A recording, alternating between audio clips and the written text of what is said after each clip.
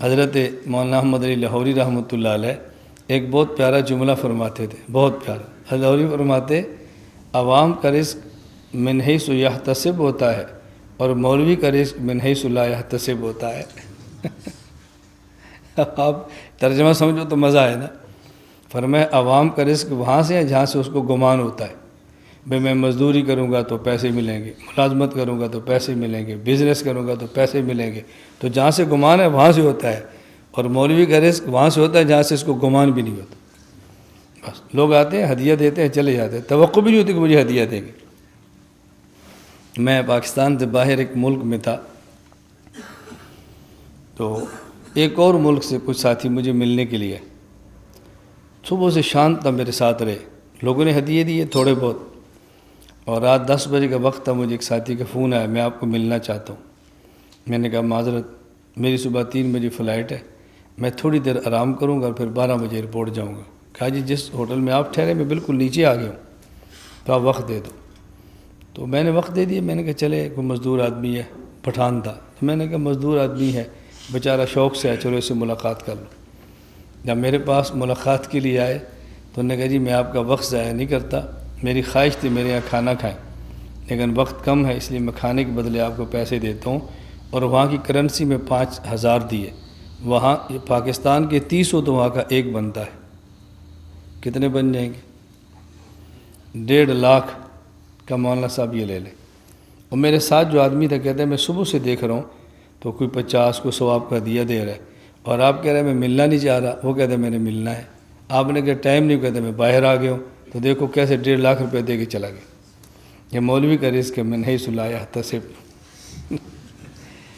سمجھے؟ جہاں سے گمان بھی نہیں ہوتا اس کو وہاں سے ملتا ہے. اور میرے ساتھ تو میں کسی کی بات نہیں کرتا، ہم تو آپ بیتی سناتے ہیں.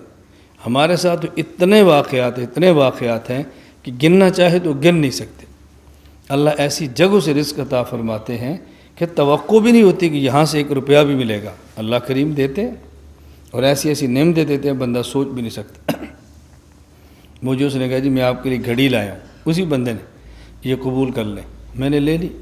میں نے واپس پاکستان اگر پوچھا کتنے کی ہے، کہا جی 4.5 لاکھ کی. بتاؤ، میرے گھر میں پڑی ہے. کبھی کبھی میں پہنتا ہوں شوق کے لیے، چونکہ میری عادت ہے میں یہ گھڑی پہنتا ہوں، یہ نمازوں کے اوقات بتاتی ہے. اور یہ بھی 35,000 کی ہے، 33,000 کی یہ بھی ہے، یہ جو آپ کو بالکل 200 روپے کی نظر آتی ہے. میں مدینہ منورہ میں تھا، ایک ساتھی مجھے مسجد کے باہر ملے، مولانا گمن صاحب. میں نے کہا جی یہ قریب میرا گھر ہے، چلے جائیں تھوڑی دیر کے لیے. میں چلا گیا. وہ انگلینڈ کے تھے، نیشنلٹی ہولڈر تھے، اور یہاں ان کی اہلیہ پرنسپل تھی ایک کالج کی. خیر میں گیا تو مجھے ان نے 500 پاؤنڈ ہدیہ دیا. 300 انہوں نے اور 200 اہلیہ نے. اور کہا ہم انگلینڈ سے آئے تھے تو ہم نے نیت کی تھی کہ مولانا کو گھڑی دینی ہے، تو ہم یہ انگلینڈ سے آپ کے لیے گھڑی لے کر آئیں. لیکن ملاقات کیسی ہوگی؟ مدینہ آپ کب آئیں گے، ملیں گے کیسے، ہمیں بھی نہیں پتہ، لیکن ہم لے کر آئے تھے. آپ کی نیت سے گھڑی لے لیں. جب مجھے گھڑی دی تو انہوں نے کہا جی ہم آپ کو سنانا نہیں چاہتے، لیکن ایک عالم ہمیں فرماتے تھے کہ جب کسی کو ہدیہ دو اور قیمتی ہو تو بتا دیا کرو، اگلے کے دل میں ہدیے کی قیمت آتی ہے. یہ 1000 پاؤنڈ کی گھڑی ہے، 2.25 لاکھ. تو میں نے کہا میں تو اس گھڑی کو استعمال نہیں کرتا. میں نے اس سے آرام دہ اور ہلکی گھڑی ابھی تک اپنے ہاتھ پہ نہیں پہنی، اس سے آرام دہ اور ہلکی گھڑی. تو مجھے اس نے کہا بس اس کی قیمت یہ ہے، آپ اس کو پہنیں اور ایک مرتبہ بیان کریں، اور بیان کے اندر یہ گھڑی نظر آ جائے، بس ہماری قیمت پوری ہوگی. ہم دیکھ لیں کہ ہماری گھڑی پہن کے بیان کیا. میں چکوال جلسے میں تھا، جلسے سے باہر نکلا تو گھڑی ٹوٹ گئی. کیسے ٹوٹی مجھے بھی نہیں پتہ، یہ بنا ہو تو اوپر کا ڈائل اتر گیا. تو میں نے ان کو فون کیا، میں نے کہا آپ کی گھڑی شہید ہو گئی. تو میں جب پھر گیا مدینہ منورہ تو انہوں نے مجھے گھڑی لے کر دی، اسی طرح کی تھی، وہ غالباً 300 ریال کی تھی. اگلے سفر میں گیا تو پھر یہ گھڑی ان کے پاس، میں نے کہا تو بہت اچھی ہے. تو انہوں نے کہا وہ ہمیں نہیں، یہ آپ پہنے، یہ 1300 ریال کی. آپ اندازہ نہیں فرما سکتے کہ دین کی برکت سے لوگ کتنا پیار کرتے ہیں. آپ یقین فرمائیں، سوچ نہیں سکتے. مدینہ منورہ میں نے غسل کیا، مکہ مکرمہ جانا تھا، میں نے کپڑے اتارے تو انہوں نے کہا یہیں رہنے جب واپس آئیں گے تو یہ دھلے کپڑے ہوں گے. میں مکہ مکرمہ سے کچھ دن گزار کے واپس آیا بیت الخلاء میں غسل کے لیے گیا تو کپڑے لٹکے ہوئے تھے، تو میں پہن کے واپس آ گیا، تو مجھے کہتے ہیں کیسے دھلے ہیں؟ میں نے کہا بہت زبردست ہیں، یہ تو اس سے بھی اچھے ہیں دھوئے آپ نے۔ اس نے کہا ہماری اہلیہ بازار گئی، سفید کپڑے خریدے، آپ کے ناپ کے کپڑے سلائے، کہا میں نے اس طرح سلانے ہیں کہ مولانا کو پتہ بھی نہ چلے نئے ہیں یا وہی دھو کے دیے۔ یہ وہ لوگ ہیں جن کی انگلینڈ کی نیشنلٹیاں ہیں اور فخر سمجھتے ہیں کہ ہمارا کپڑا کسی عالم کے بدن پہ آ جائے، اسے کہتے ہیں من حیث لا یحتسب۔ آپ یقین فرمائیں، مجھے ایک ساتھی نے میسج کیا کہ مولانا صاحب اکاؤنٹ دیں، کچھ پیسے دینے، میں نے اکاؤنٹ بھیجا، جب پیسے دے گے تو 10 لاکھ۔ میں دیکھ کے حیران ہو گیا کہ یار 10 لاکھ ایک بندہ، اس کا معنی یہ نہ سمجھنا کہ میرے پاس کروڑوں روپے آئے ہمارے جتنے آتے ہیں اس سے زیادہ کی ضرورت ہوتی ہے، کیونکہ میں ہر مہینے کم از کم 13 لاکھ چاہیے، ہر مہینے کم از کم، یہ معمول کا خرچ ہے ہمارا، اور یہ تعمیرات کے علاوہ۔ تو یہ نہیں کہ آتے نہیں، جتنے آتے ہیں اس سے زیادہ کی ڈیمانڈ ہوتی ہے، اس لیے پتہ ہی نہیں چلتا پیسے کہاں جاتے ہیں۔ میں خیر یہ عرض کر رہا تھا کہ من حیث لا یحتسب، یہ ہم نے سامنے بچیوں کا مدرسہ بنایا ہے، تو اس وقت کی بات ہے جب ہمارے پاس بالکل پیسے نہیں ہوتے تھے، تو ہم نے مشورہ کیا ابھی مدرسہ بنائے، ساتھ رہائش بھی بنا لیں۔ تو میں نے بھائی خبیب سے اور سے مشورہ کیا کتنا پیسہ لگے گا؟ جی 10 لاکھ۔ خیر ہم نے کہا ٹھیک ہے، ہمارے ذہن میں وہی تھا جیسے بچپن سے ہم نے دیکھا ہے، اینٹ اور گارے کے ساتھ بنے اوپر پلستر لگا دیں، یہ ہمارے مکان ابھی تک اسی طرح ہے۔ تو ہم نے مشورہ کر لیا، چلو یہ تھوڑا سا نقشہ بنائیں، خود نقشہ بنایا، ملے جلے ترتیب بنائی، اور جب ہم نے اس میں بھرتی ڈالنی شروع کی تو جب بنیادوں تک پہنچے تو 10 لاکھ پورا ہو گیا۔ یہ 10 لاکھ میں نے ایک آدمی سے قرض لیا تھا، میں نے کہا قرض دو، ہم نے بنانا ہے مدرسہ اور گھر۔ ختم ہو گیا تو میں نے ان سے کہا یار آپ ایسا کرو اکاؤنٹ نمبر بھی دے دو، وہ 10 لاکھ اور دے دو، میں انشاءاللہ تھوڑے تھوڑے کر کے آپ ادا کروں گا۔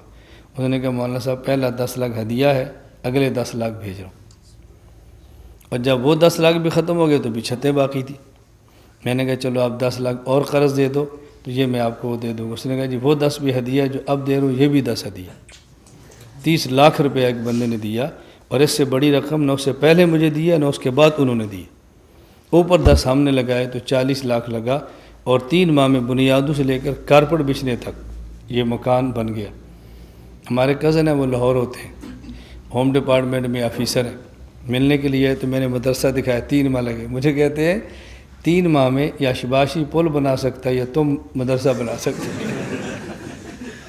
اور میں آج بھی کہتا ہوں میرے پاس اسباب اور وسائل ہونا تو آپ میاں شباز شریف کا تعمیرات میں بھول جائیں، یہ کام کی رفتار میں آپ بھول لیں کہ رفتار کسے کہتے ہیں، اگر میرے پاس وسائل ہو، کیونکہ ہمارے پاس تو وسائل نہیں ہیں، پھر بھی کم وسائل میں ہم نے دنیا میں اتنا کام کیا ہے کہ باہر کے لوگوں کو یقین نہیں آتا۔ میں ابھی 3 دن کے لیے کراچی دورے پر تھا، تو ہمارا دورہ تھا اور ساتھ ایک موبائل پہ دورہ تیار ہو رہا، ایک موبائل پہ۔ تو میں نے کہا کراچی کا دورہ مکمل کر کے میں لاہور ایئرپورٹ پہ پہنچوں تو کراچی کا دورہ نیٹ پہ آ جانا چاہیے۔ اب جب 3 دن بعد میں لاہور ایئرپورٹ پہ اترا تو میرے موبائل میں کراچی کا دورہ تیار ہو کے آ بھی گیا۔ اب کراچی والے سارے سوچیں گے نا کہ یار اس کے پاس کتنی بڑی میڈیا ٹیم ہوگی، کتنا اس کے پاس پیسہ ہوگا کہ ایئرپورٹ پہ اترا ہے اور میڈیا۔ ملیشیا میں گیا پہلے سفر میں، ایک کیمرہ تھا، اور جو تھا لڑکا اس کو بھی نہیں چلانا صحیح آتا، مجھے بھی نہیں آتا۔ میں نے ترتیب بتائی بھی جہاں بیٹھو ویڈیو بناؤ، نیچے نام لکھو، میں یہاں بھی جو آتا ایسے ویڈیو چلتی رہی۔ میں جب ملیشیا کے 6 دن کا دورہ کر کے دبئی ایئرپورٹ پہ اترا تو میں بعد میں اترا اور ہمارا پورا 6 دن کا دورہ نیٹ پہ پہلے آ گیا۔ آپ یقین فرمائیں مجھے دبئی کے ایک بزنس مین نے پوچھا کہ مولانا صاحب آپ لوگ کتنے بندے کے لیے تھے ملیشیا؟ ان نے سمجھا شاید یہ کسی ذاکر نائک کی طرح پوری ٹیم گئی ہوگی، کتنے بندے گئے تھے؟ میں نے کہا ایک۔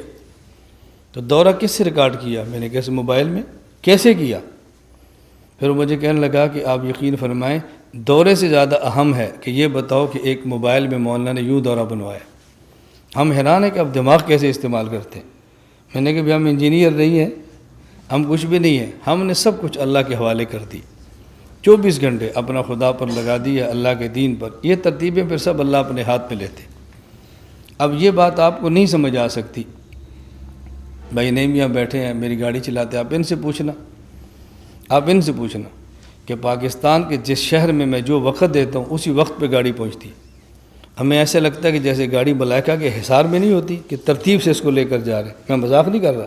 جو وقت دیتے اسی پوری وقت پہ گاڑی پہنچتی. بہت کم 100 میں سے ایک جلسہ شاید ایسا ہو کہ جہاں پر ہم 5-10 منٹ تاخیر سے پہنچے. پورے وقت پہ جاتے. میزبان کو بھی حیرانگی ہوتی اتنی جلدی کیسے آ گئے. اللہ ہم سب کو قبول فرما لے. یہ میں اس لیے کارگزاری سناتا ہوں. بس دائیں بائیں جو سنانی ہے تو اپنی سنا دو.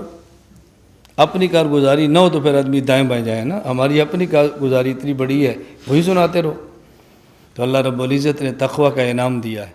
لا الہ الا اللہ لا الہ الا اللہ لا الہ الا اللہ ما لنا رب سوا.